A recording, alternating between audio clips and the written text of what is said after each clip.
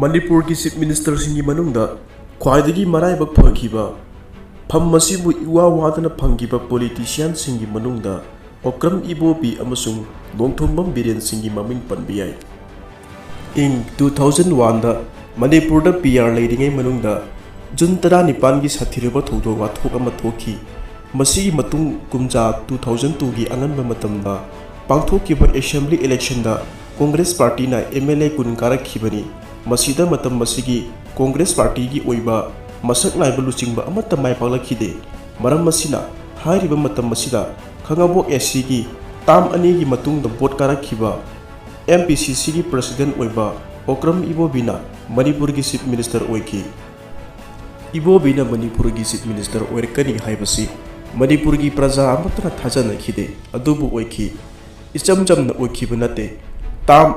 thangnana oikhibani Haujik Pawda Manipur ki political history da Ibobina khwaidagi matam changna chief minister oibagi record holder oiribani Ibobigi matungda khwaidagi maraibak phaba CM asi haujik Manipur ki chief minister oiriba Nongthombam Biren Singh sanaroi ama oina BSF ta leramlaba matungda journalism gi lamda khungdarakduna pauche amagi editor oiramlaba matungda kumja 2001 gi December thada politics ta changnabagi warep lokhibani kumja 2002 da DRPP gi ticket ta vote karaktuna MLA oirakibani amadi matam masida Okram Ibobina luchingba chungsinaba sarkar amada yaukibani masigi matungda kumja 2007 amasu 2012 da Congress party gi ticket ta vote karaktuna minister phaw oiramlabani kumja 2014 da center da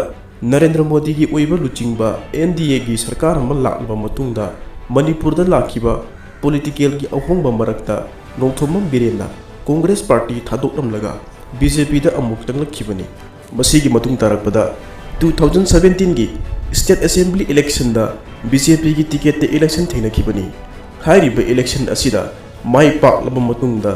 yamna thajadana Nongthombam Biren Singhna Manipur gi chief minister oirakibani karigumba hairiba election asida Nambon Kendra gi Miyamna utlau chawba hairagaju khangnaba Sri Thaunaujam chawbana vote karamba tarabadi Birenna chief minister oiriba asi phanglamgadra haibagi achoba wahang amadi leiri adubu Thaunaujam chawba vote karakhide masimakna N Birengi political career da sanagi mathakta tamphara thinba haibadu thokre chief minister oikre ahanba tam loikre anishuba tam oina haujiksu Manipur gi chief minister ama oiri Nongthombam Manipur gi chief minister oirakpadagi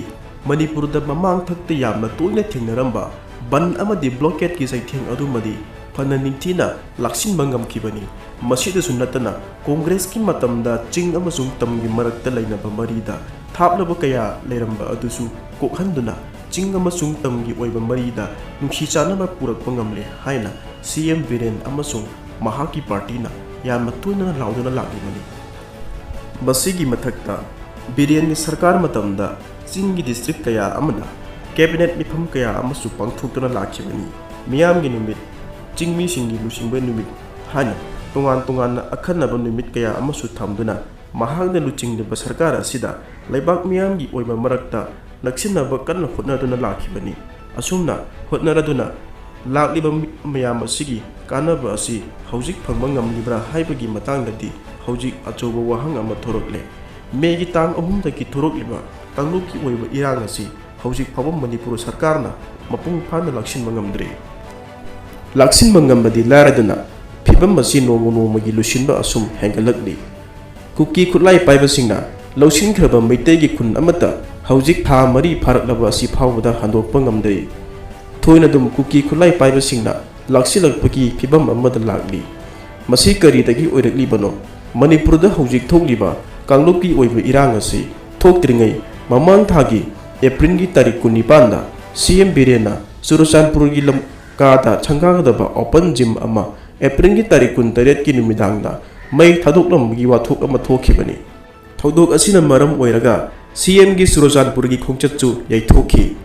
thodok asidagi Surachanpur maikaida ungkhatna bahaurakhrabani masigi matung May gi tarik 3 da Manipur gi tribal singna khundaba chinggi lamsingda sakhiba achoba march rally amada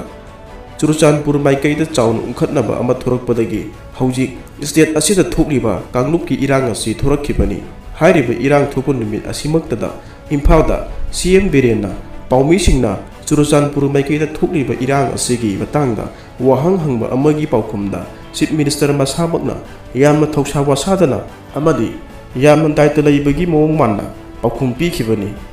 adubu ikuidana numit khani leiraga CM na Churachandpur da thokiba wathok lanthok adu security amasung intelligence bi asunba lekhibadagi ni haina masana maral adu yaki madugi matungda kuki singna taliba separate administration gi matang dasu CM na su yamna thona phana amadi mating thokna react tawgi wafam ju phongdokre asumna media da mating leiba wafam kaya ama phongdoklabasu hojik phauba mating thokpa thabakti amata pangtholakpa udri